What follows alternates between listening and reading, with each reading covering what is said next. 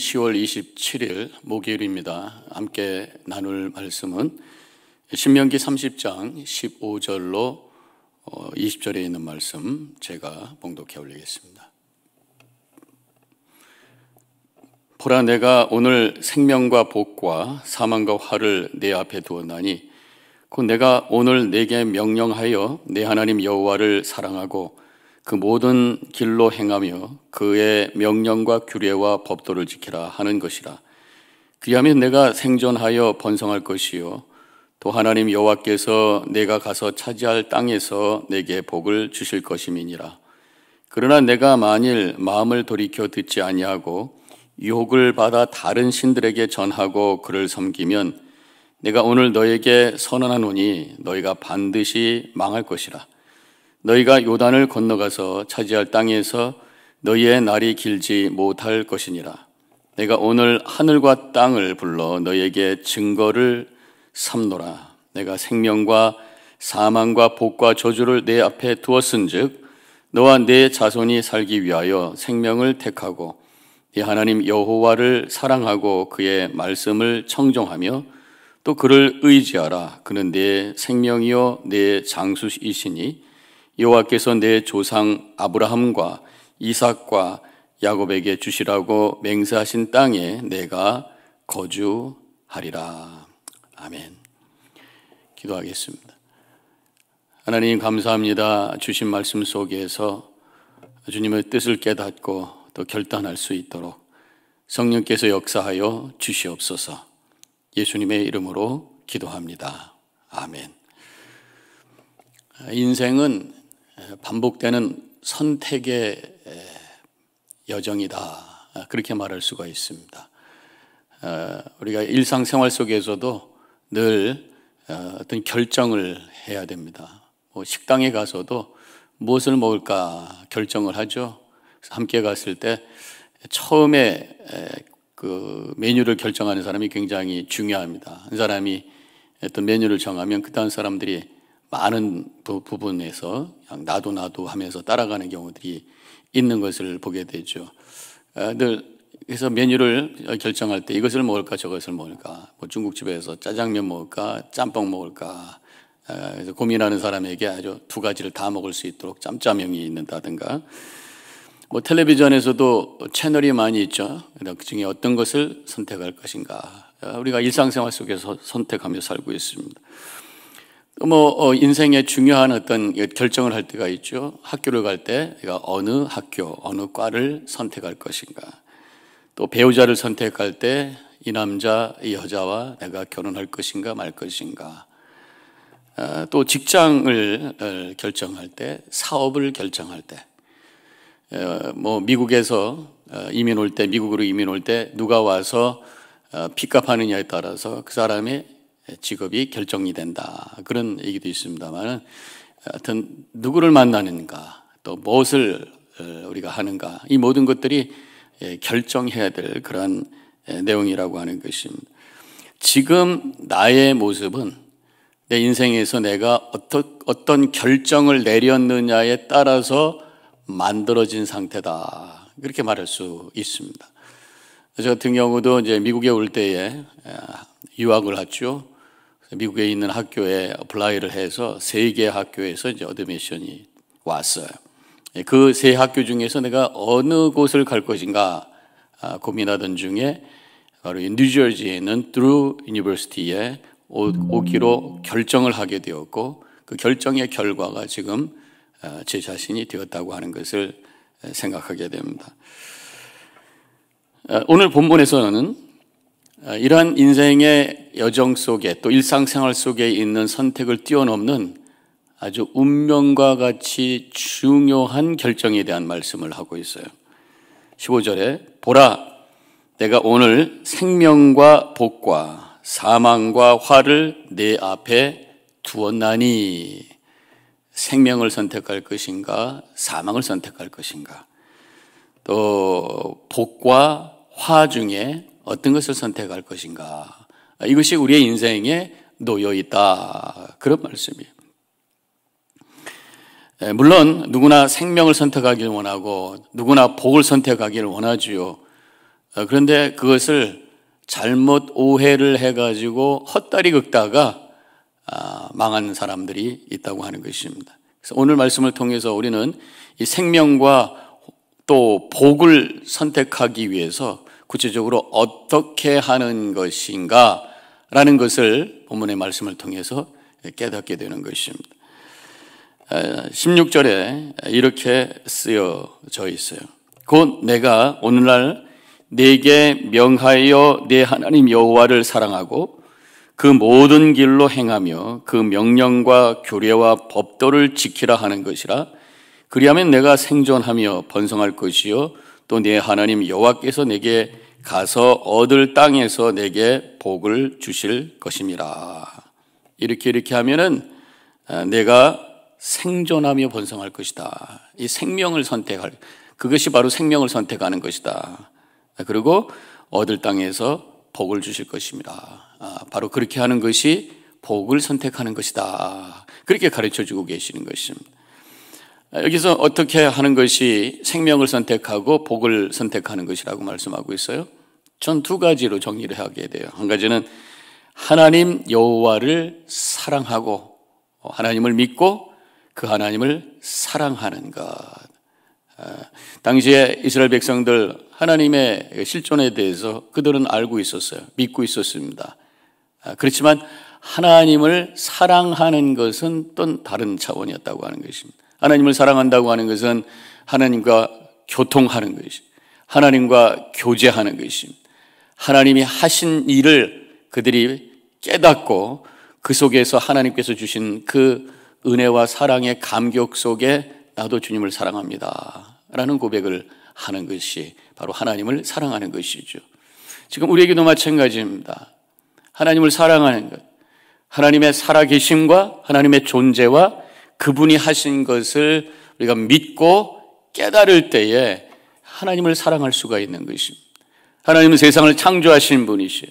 더 나아가서 하나님은 이 세상에 외아들 예수 그리스도를 보내주셔서 십자가에 달려 우리의 대속의 죽음을 당하게 하시고 그 예수 그리스도를 믿는 자들에게 구원의 은혜를 주시는 분이라고 하는 것을 내가 믿고 고백할 때에 십자가를 바라보면서 감동이 생기게 되고 눈시울이 뜨거워지게 되고 하나님 나를 이처럼 사랑해 주셨는지, 요한복음 3장 16절에 있는 말씀처럼 하나님이 세상을 이처럼 사랑하사 독생자를 주셨으니 십자가에서 예수님이 달려 죽으시게까지 하면서 나를 이처럼 사랑해 주셨습니다라는 그 믿음의 고백을 할 때에 우리도 주님을 향해서 주님 사랑합니다, 주님 사랑해요, 주님 사랑해요, 말하지 못해도 표현 다 못해도 주님 사랑해요, 주님 사랑합니다 고백하게 된다고 하는 것입니다.